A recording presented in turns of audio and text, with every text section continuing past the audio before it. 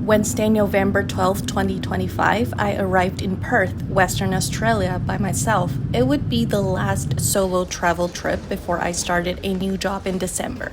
Flying with Scoot with no movies to watch has always been a torture. Did a photo shoot at the E-Gate and could be cuter.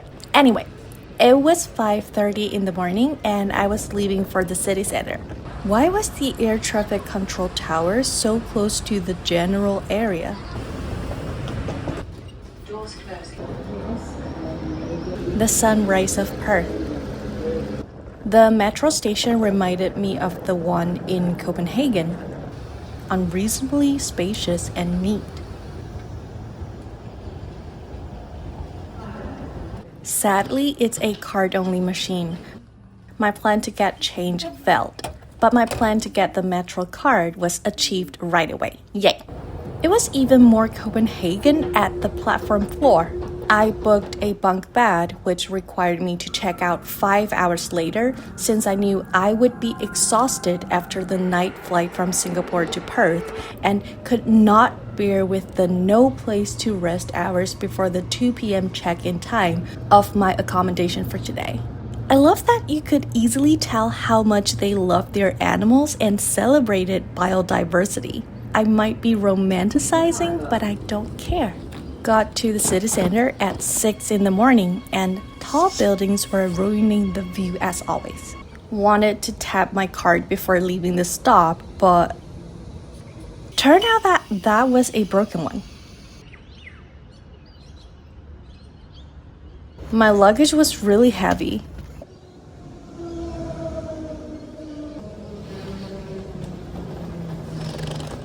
There was a two-way well-protected bike lane. So jealous, I want this for my city so bad. Here's the hostel for a 4 hours rest. A smart lock attached. The humidity indoor kind of surprised me because here's Australia. Saw a pigeon wandering in here. What are you doing in here? Directions handwritten on walls, very cute. This was my bed, an upper bunk bed, which was lovely, even though the room was stacked, packed, and messy. In the public space on the ground floor, there were several males sleeping on couches, and the doors to the backyard and the parking lot were wide open. This was a hostel full of questions. I had never experienced this elsewhere, so I was a bit shocked and worried. The female shower room was super clean though. Toilet clean as well. 6:30 in the morning, I spread the sheet and slept for 3 hours. 3 hours later, I returned the pillows and everything to the reception at 10 a.m. Refilled my water bottle. Didn't like the taste of the tap water, I'm sorry. So many stoves in the kitchen. The amount was shocking, to be honest. There was a door, I wonder where it led.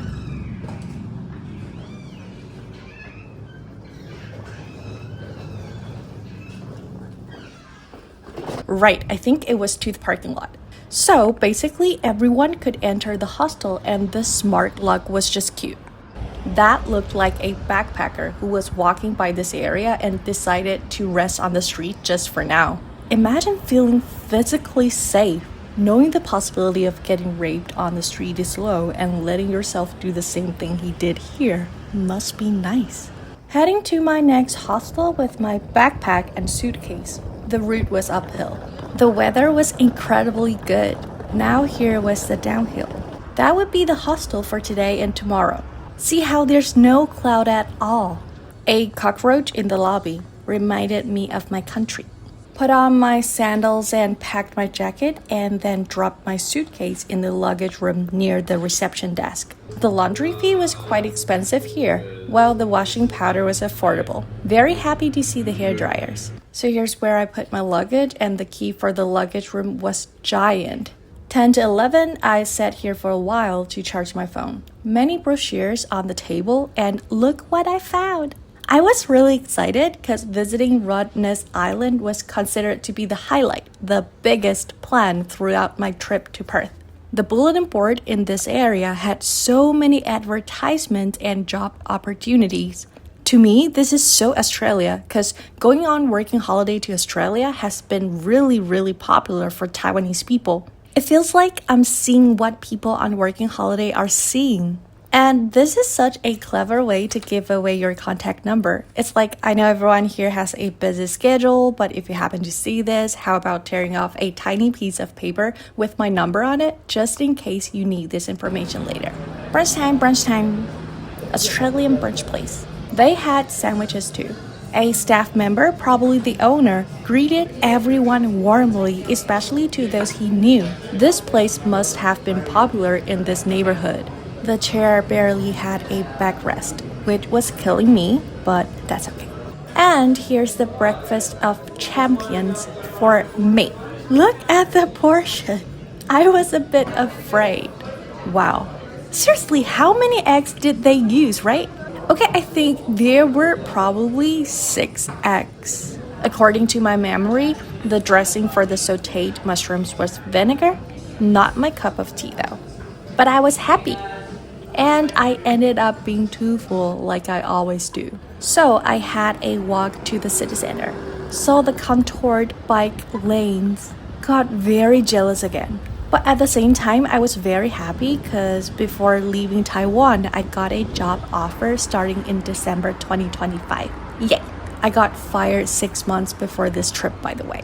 It was a Taiwan-based company with China money and a Chinese CEO and a somewhat founder from Florida and a sales team leader from Denmark living in Spain with his wife, a company having the CFO to make the firing decision. And I didn't encounter a single car along the way. Impressive. The information stop was so cool, properly built with shade provided. I kept walking and entered the indoor shopping area, and there's no active business.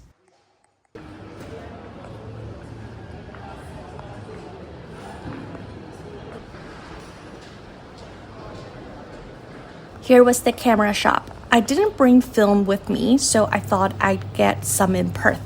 They were stored in the fridge, confirming the country of manufacture.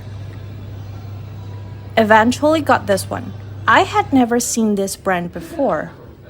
The color was too cool. Pond olive green.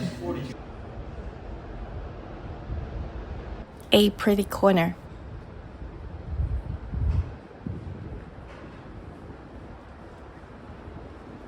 Diverse animals again for public art. Delightful. The coffee shop I visited was located on the ground floor of a fancy office building right before the turnstile gate. This is definitely a massive 50-cent coin. Frankly, it's way too huge. The barista was from Singapore, so we had a chat in Mandarin. I was really surprised because as a Taiwanese, some of us grow up being told that Singapore is a place to be considered the peak of your career. Seeing people living their lives with all kinds of possibilities and with their own decisions always saves me from being mentally horrible. It makes me feel like I can do the same too, and I'm convinced that I'm gonna do it one day. Have done similar stuff before and might still be processing. The room was warm like an oven. Unbelievable. It was my first time seeing this many stoves in the shared kitchen. I later learned that lots of workers lived here. They might work for either construction sites or FIFO, fly-in, fly-out contracts. That's so cool. I never seen any hostels having their customers mainly be short-term residents instead of tourists or visitors. I got reminded that the staff member at the reception asked if this was my first time staying with them when I checked in. Like, no hostel had ever asked me that. And also when I checked out, they asked me if I had already booked a date to be back. That's, again, so cool. Still couldn't get over the size of the 50-cent coin. I just booked the ferry tickets to visit Rottnest Island. Refilled my water bottle so I could stay on my floor till tomorrow. I think I've washed them. Packed for the island exploration tomorrow. Flip-flops like sandals, swimming suit. My dirty socks. My single bed room, just like the one I lived in Rome. 4:17 in the afternoon, I went to borrow the hair dryer. They asked us to leave the room key as an exchange for the hair dryer, which was very inconvenient but somewhat reasonable. The female shower rooms, I liked it.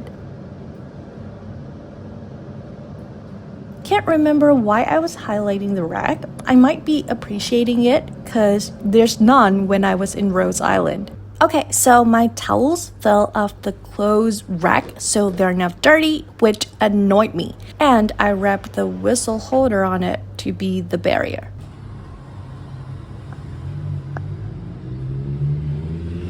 I didn't get to see the lower part of the whole graphic when I was walking on the street. A very warm evening. The noise from the street was loud and the smell from kitchens was unbearable. I closed the window despite how much I loved the fresh air. Good night, Perth.